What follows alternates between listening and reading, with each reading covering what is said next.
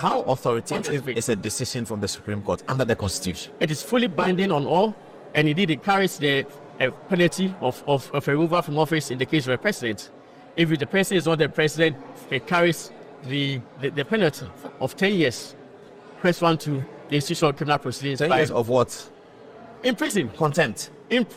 So a failure to obey an order, direction, or if you like, the decision of the Supreme Court amounts to what we call a high crime. It is not contempt of court, it's a high crime.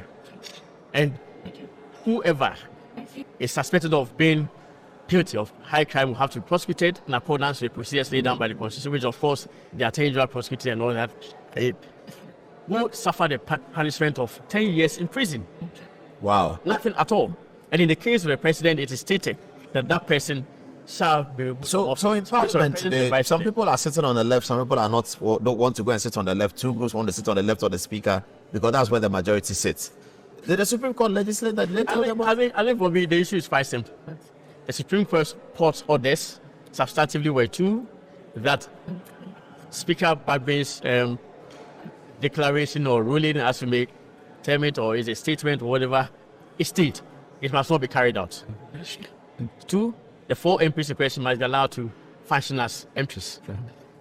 Simple as that. The Supreme Court, of course, will not make orders as to where you sit and where you should not sit, because that is really within the prison of Parliament. What should the people who think of themselves as majority do when they show up in Parliament and their seats have been taken? Well, so for me, the Supreme Court will not extend. That is sometimes also quite clear. Might be something. The Supreme Court will not extend its tentacles into determining where an MP should sit.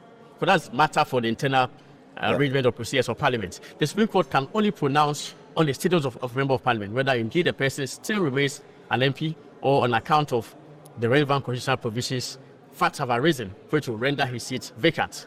So if indeed the Supreme Court has held that such a person should function as an MP, I think the orders of the court will be satisfied if the 4 MPs are allowed to function as MPs. For me, it doesn't matter where they will sit. They did evaluate the majority leader.